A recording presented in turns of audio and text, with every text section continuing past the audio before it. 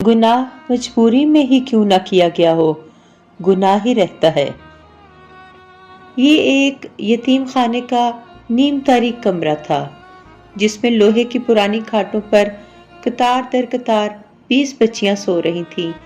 ऐसे कई कमरे कतार में बने हुए थे, हर कमरे में गुंजाइश से ज्यादा बच्चियां थीं। ये तकदीर के मारे यतीम बच्चे फटे पुराने कपड़ों और बिस्तरों में पल रहे थे। मोहब्बत और प्यार तो इनके नसीबों में था ही नहीं। अगर होता तो ये यतीम क्यों होते। अपना हर काम खुद करते, छोटे छोटे हाथों से बड़े बड़े काम ना करने या खराब होने की सूरत में निगरां के बेहिसाब डंडे पड़ते। कई कई दिन बदन में दर्द रहता और भूख अलग झेलनी पड़ती।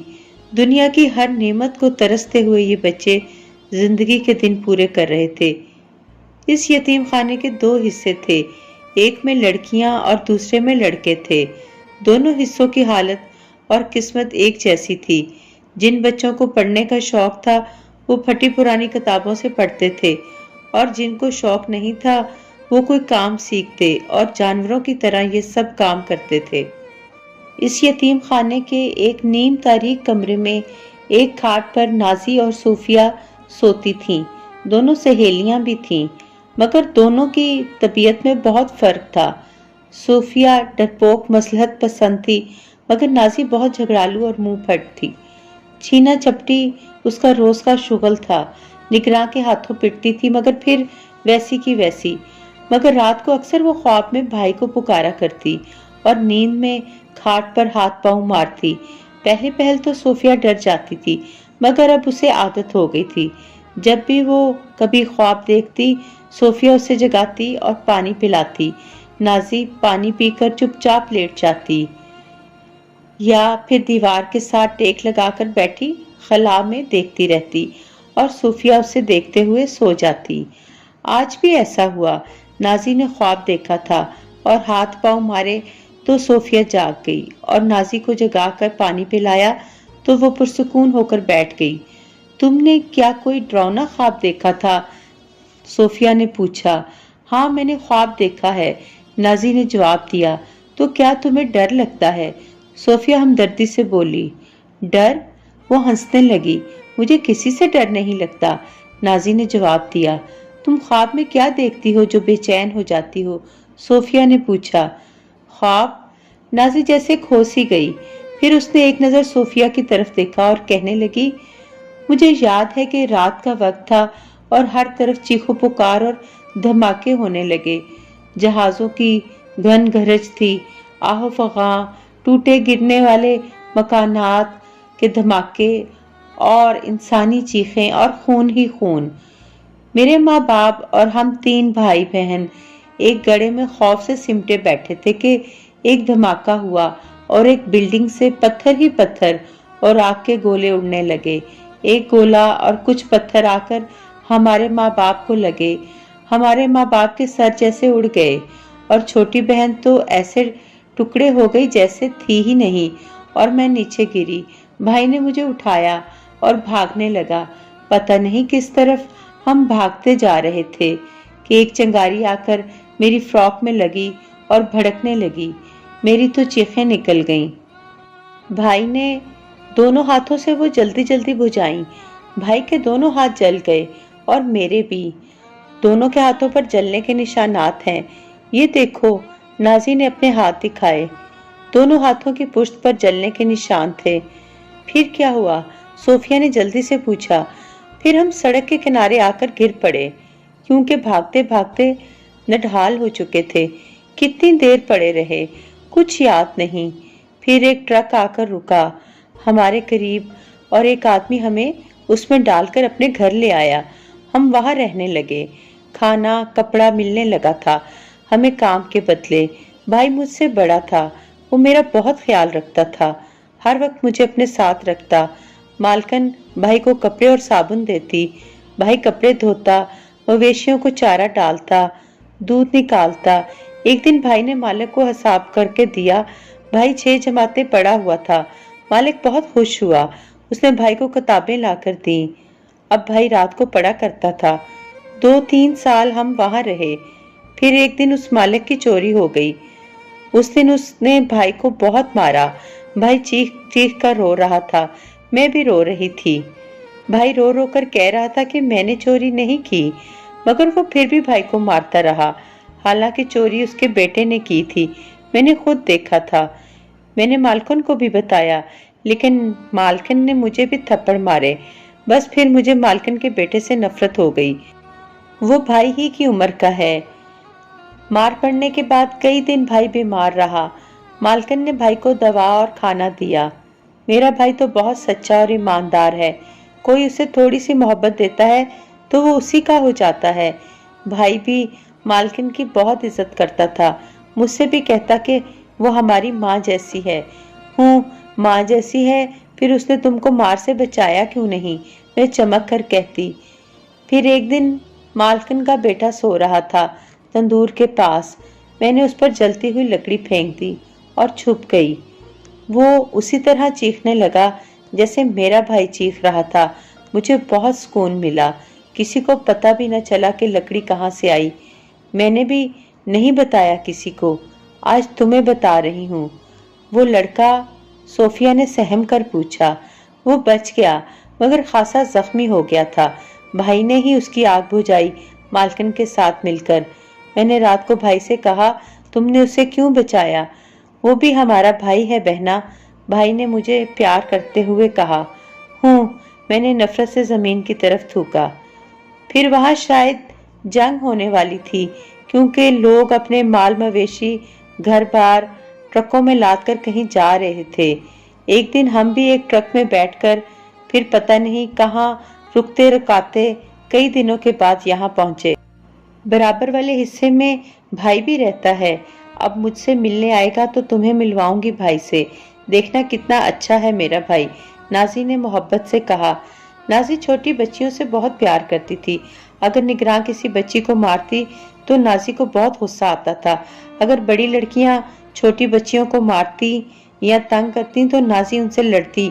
अक्सर वो निगरान से मार भी खाती और गुस्से में कहती, मेरा जी चाहता है इन जालिमों को आग लगा दो जो छोटों को मारते हैं बड़े बनकर। छोटी छोटी बच्चियां नाजी को बहुत चाहती थीं। अगर नाजी को भूखा रखा जाता तो वो अपने हिस्से का खाना नाजी को छुपा कर खिलाती थी। नाजी उनके बाल बनाती, उन्हें कहानियां सुनाती। हमेशा वो छोटी छोटी बच्चियों को गोद में उठाए फिरती। यही वजह थी कि वो बच्चों में बहुत हर दिल अजीज और मकबूल थी। हमेशा बच्चियां उसके गिर्द रहती थी। नाजी हर तरह तेज थी, काम में तेज, पढ़ाई में तेज, क्लास में हमेशा अच्छे नंबर लेती। नाजी का भाई जमान मिलने आया तो नाजी की खुशी देखने के काबिल थी। वो खुशी खुशी सोफिया को लेकर भाई से मिलने गई। सोफिया नाजी का भाई देखकर बहुत हैरान हुई। वो समझी थी कि नाजी का भाई नाजी से थोड़ा बड़ा होगा, मगर वो तो काफी बड़ा था, मूंछों वाला। नाजी उससे लिपट गई। वो नाजी को सर पर हाथ फेरकर प्यार कर रहा था तो सोफिया को बहुत अच्छा लगा। वो कुछ मिठाई और फूल लाया था नाजी के लिए। दोनों बहन भाई एक दूसरे से मिलकर बहुत खुश हुए। भाई, ये मेरी सहेली सोफिया है, मेरे साथ सोती है और रहती है। जमान ने सोफिया के सर पर हाथ रखकर प्यार किया तो उसे बहुत अच्छा लगा। उसने बताया कि अब वो दूसरे शहर जा रहा है क्योंकि उसका मेडिकल कॉलेज में दाखिला हो गया है। अपने कॉलेज में टॉप किया था, इसलिए स्कॉलरशिप पर वो पढ़ने जा रहा था। अब वो हर महीने मिलने आया करेगा। नाजी सुनकर रोने लगी। जमान ने उसे सीने से लगाते हुए कहा, पगली, दुआ करो कि मैं डॉक्टर बन जाऊं, फिर हम अपना घर लेकर उसमें अपनी मर्जी से रहेंगे। मैं तुम दोनों को अपने साथ ले जाऊंगा, है ना मेरी प्यारी बहना? मेरे लिए दुआ करोगी ना? उसने बहन का चेहरा ऊपर किया। हाँ भाई, मेरी सारी दुआएं तुम्हारे लिए ही तो हैं और मेरी सारी दुआएं तेरे लिए हैं मेरी प्यारी बहन। जमान की आंखें भीगने लगीं। फिर वो चला गया। नाजी और सोफिया दोनों जमान के लिए दुआएं करती रहीं। इस तरह दिन गुजरते गए। जमान मेडिकल के दूसरे साल में था। एक दिन निगरान एक लड़की को बुरी तरह मार रही थी। लड़की बेहद कमजोर और दुबली थी।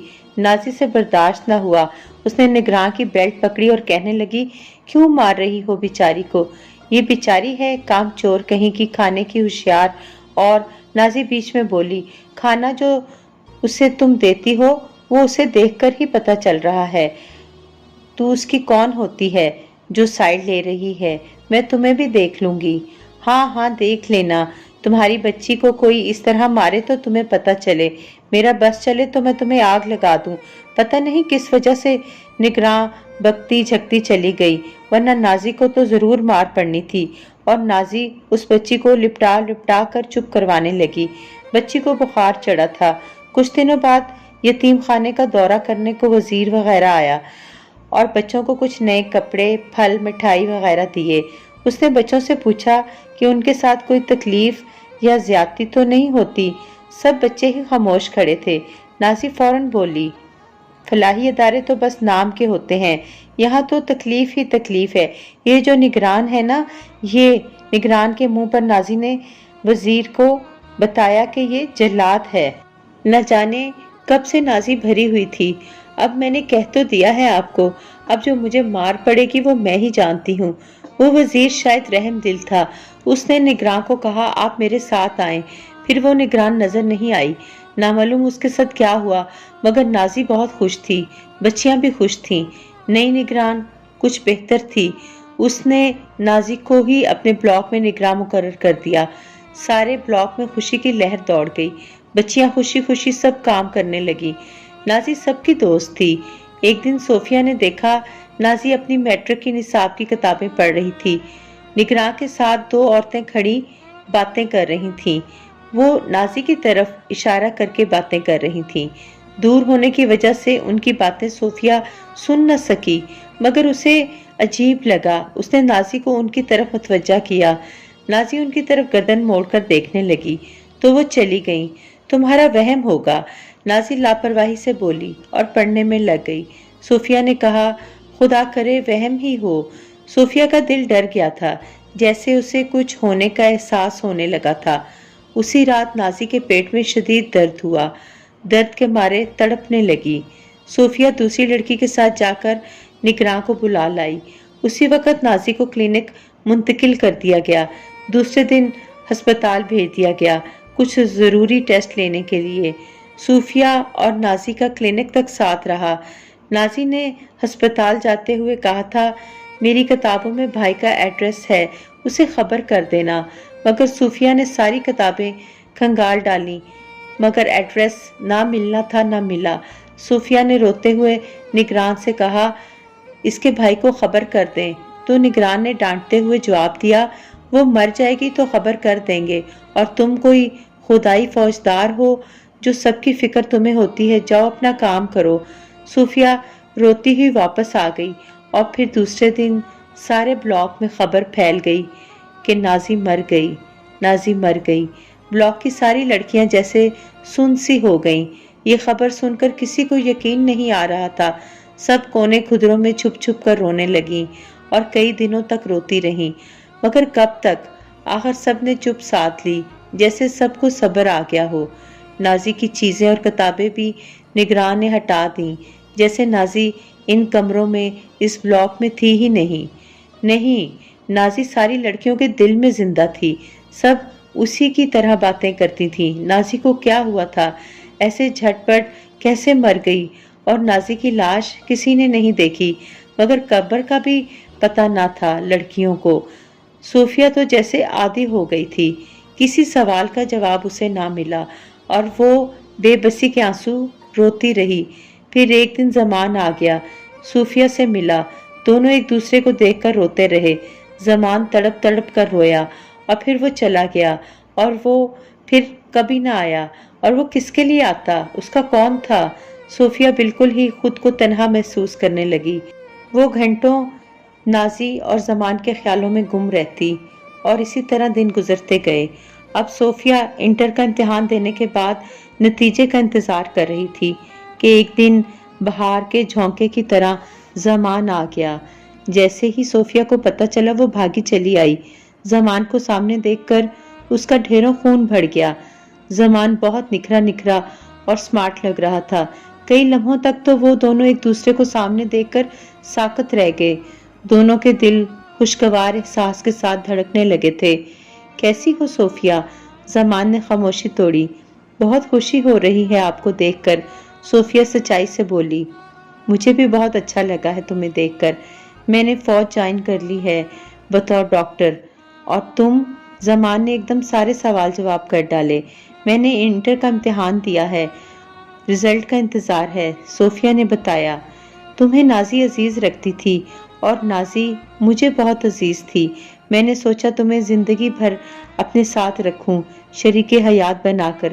زمان نے اپنا مدعا بیان کر کے اس کی طرف دیکھا اور کہا، تمہاری کیا مرضی ہے۔ واقعی زمان بالکل سچا اور سادہ انسان تھا، اس لیے اپنے آنے کا مقصد بتا دیا۔ صوفیہ کے چہرے پر گلال پھیل گیا۔ اس نے گردن ہلا کر ہاں میں جھکا دی اور زمان نے سکون کا سانس لیا۔ پھر دونوں کا نکاح ہو گیا اور صوفیہ زمان کے ساتھ چھوٹے سے مکان میں آ گئی۔ زندگی میں جیسے بہاروں کا بسیرا ہو گیا تھا اور جیون کا قافلہ آگے بڑھتا گیا۔ صوفیہ نے بھی ٹریننگ کرنے کے بعد نرسنگ اختیار کر لی تھی اور نازی اور عبید بھی ان کے آنگن میں آنکھیں ٹھنڈی کرنے آ گئے تھے۔ اچانک ہی ملک کے حالات بگڑ گئے۔ خودکش دھماکوں نے ملک کے طول و عرض کو جھنجھوڑ ڈالا تھا۔ ہسپتال زخمیوں اور لاشوں سے بھرے پڑے تھے۔ ایسے ہی ایک دن دوران ڈیوٹی ایک زخمی عورت کو لایا گیا۔ صوفیہ اس کا چہرہ دیکھ کر چونک گئی اور جب اس کی نظریں اس کے ہاتھوں پر پڑیں تو وہ تڑپ سی گئی۔ جلے ہوئے نشانات اس کو ماضی میں لے گئے۔ اس کے سامنے کوئی اور نہیں بلکہ نازی بے ہوش پڑی تھی۔ اس کو سخت حفاظتی حصار میں رکھا گیا تھا کیونکہ اس پر حالیہ دہشت گردی کا شبہ تھا۔ زمان بہن کو دیکھ کر تڑپ گیا تھا مگر اس وقت مصلحتاً خاموش رہنا بہتر تھا کیونکہ نازی پر سنگین الزام تھا۔ 3 دن بعد رات کے آخری پہر نازی کو ہوش آیا تو اس نے اپنے سامنے صوفیہ کو پایا۔ تھوڑی دیر بعد ڈاکٹر زمان بھی نازی کے کمرے میں موجود تھا۔ دونوں بہن بھائی لپٹ کر روتے رہے مگر بہت جلد نازی نے اپنے اوپر قابو پا لیا۔ اس نے بتایا کہ یتیم خانے والوں نے اس کو کسی تنظیم کے ہاتھوں بیچ دیا تھا۔ اس نے زمان اور صوفیہ کو منع کر دیا کہ وہ اس کو ہرگز نہ پہچانے بلکہ ایک دہشت گرد مریض کی طرح ہی دیکھیں کیونکہ وہ برائی کے راستے پر اتنا آگے جا چکی ہے جہاں سے واپسی ممکن نہیں۔ گناہ مجبوری میں ہی کیا گیا ہو، گناہ ہی رہتا ہے میرے بھائی۔ اتنا کہہ کر نازی نے منہ دوسری جانب کر لیا۔ تھوڑی دیر بعد سیکورٹی اہلکار کمرے میں داخل ہوئے اور نازی کو اپنے ساتھ لے کر چلے گئے۔